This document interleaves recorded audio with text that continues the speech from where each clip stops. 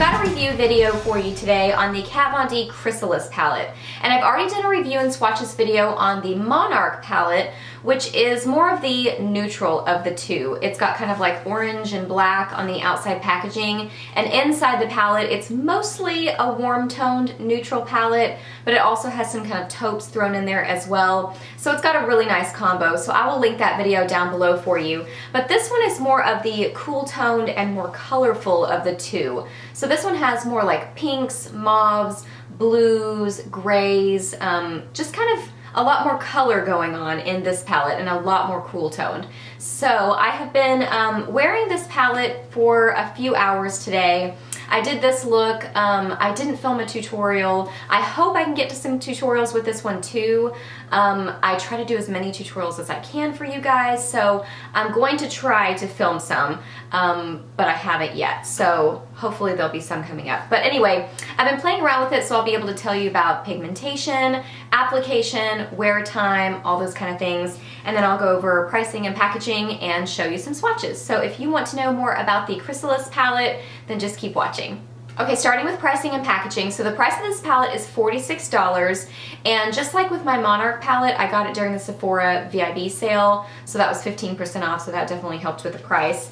As far as how much product you get 3 eyeshadows that are 2.7 grams each, which are really a large size eyeshadow, and then you get 9 smaller shadows that are 1.4 grams each, which are still really nice size shadows. So you get a lot of product in this palette. This is more expensive than her other palettes, but these are both larger palettes. The Monarch and the Chrysalis are both larger than her other ones that she has out right now. So this is what the outside packaging looks like. It's just beautiful. It's got just these really dark kind of black around the outside with the dark purple and a beautiful kind of pinky purple in the middle. It's gorgeous. Has a really beautiful butterfly printed on there and some skulls, so it's very Kat Von D and her whole kind of branding. The back side, you can see all of the shadow names. I think these are slightly less creepy than the other one. Yeah. These aren't quite as dark as the Monarch palette, but the shadow names are on the back, so just know you've got that there. And then you open it up and the palette looks the same. So it's got that same beautiful design, and then the back side has the same printed information as far as the colors go. So it's really beautiful packaging.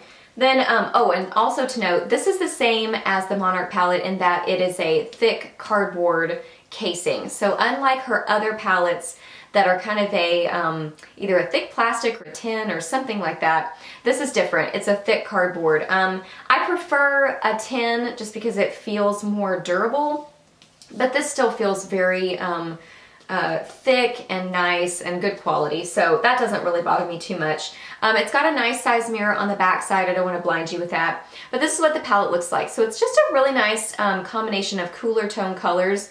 You've got your 3 larger shades there and then your 9 smaller ones here. So you can see this is kind of the section with the purples. This is more of the kind of cool tone neutrals section, and then this side has more of the kind of blacks and blues and a pink thrown in there. So yeah, it's a really nice combo of colors. It's a beautiful palette. So now we're gonna get into some swatches. Okay, so here are the swatches. We're gonna start up here. This is the top left part of the palette, the larger shadows there.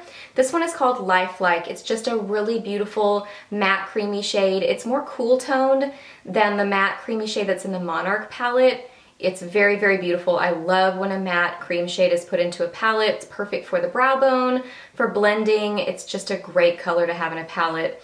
Next is this one right here. This is called Lunar Lights. It's a beautiful, cool tone champagne color. Has a little bit more kind of silver and almost a little bit of like pink in it. There's a similar shade in the Monarch palette, but that one definitely has more gold to it, whereas this one is more kind of silvery with that little bit of pink to it. It's beautiful.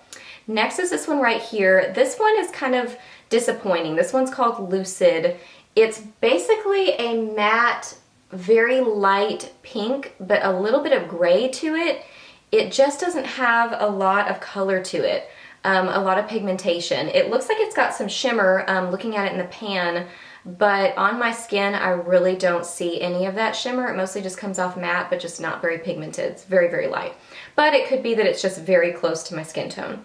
Okay, now we're going to start on the bottom row of the palette. These are the smaller shades. So this one is the bottom left corner of the palette. So that one is called Hybrid Moments.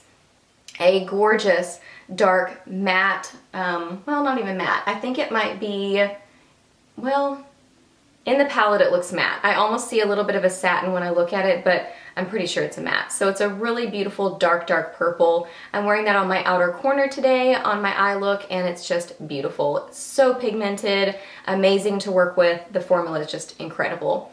Next is this one right here. It's a beautiful kind of pinky purple. This one is called Mezzanine.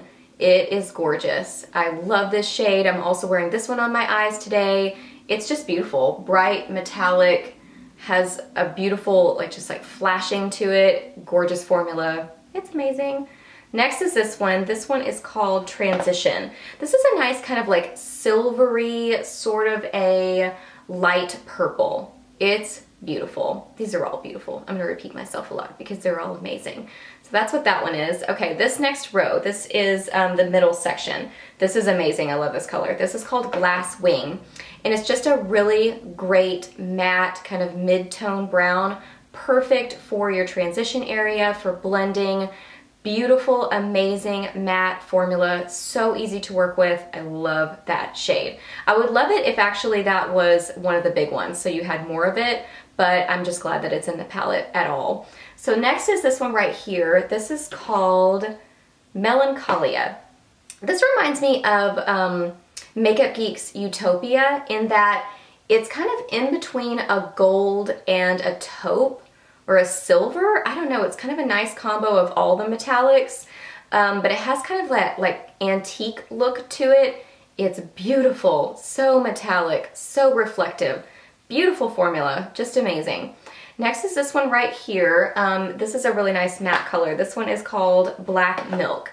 It's a very light matte gray. It's gorgeous. Just, you know, no complaints about that one. Next is this one right here. This is a really nice kind of dark gunmetal, kind of in between, yeah, it's just a gunmetal. I was gonna say in between a silver and a black, but it's definitely, it's not very silver, it's darker than that. So this one is Graphic Nature. Just really nice kind of, it's not super metallic, it's kind of in between a satin and a metallic, but just really pretty. Next is this nice blue. This is called Entombed, and it's just a really nice metallic blue. That's what it is. It's really pretty. Last is this one right here. This is called Tournée. And this one I thought was a black, a matte black, but I think it's a very, very dark navy blue. But it's, you could totally use it as a black because it's so, so dark. It would probably pretty much look black on your eyes, but just ridiculously pigmented and just a really nice matte formula. It's gorgeous. So again, there are all the shades. As far as the application and quality of these shadows, they're amazing. They were so wonderful to work with, no complaints. I did find that a couple of these got, like, I used these two colors and they got a little bit muddied together, but I think it's just because they're pretty similar colors. You know, I brought in this one as well. Now this is the one that wasn't crazy pigmented, so it didn't show up a lot. But I think the reason that these got a little bit muddied is that, you know, they're both just a really nice metallic sort of a purple, so it kind of happens that way. But when I brought in this one and this color, and then I was blending with this nice transition shade, it was perfect. No problems whatsoever. They almost even like covered each other up because they're so pigmented. They are just such nice quality. I have no complaints about these shadows whatsoever. Other than that one, that's the only one that's kind of a little bit of a meh, but all the rest of them are amazing. And I've been wearing these shadows for several hours. I did touch up before this video, but I really didn't need to. The quality of these shadows is just amazing. I've always loved Kat Von D shadows, but I feel like these last two palettes are another level. They're even more amazing. They are so fun to work with, beautiful colors, beautiful packaging. I love everything about them. I highly, highly recommend them. I've been loving them. If I had to choose between the two, I would pick the Monarch only because I'll get more use out of that one just because I love neutrals. I love color too, but on the day-to-day, I grab for neutrals more often. So I just know I'll get more use out of that one. So my recommendation between the two would be the Monarch, but I also really love the Chrysalis as well. Okay guys, so that's my review and swatches video on the new Kat Von D Chrysalis palette. So I hope this video was helpful for you and kind of answered some of your questions about this palette. As always, if you have more, just ask those down below. I'm happy to answer those for you. Let me know your thoughts on this palette. Are you thinking about this one? Are you thinking about the Monarch? Are you thinking about both?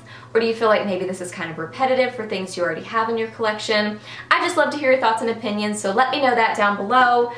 Please subscribe to my channel if you're not already, and I'll see you in my next video.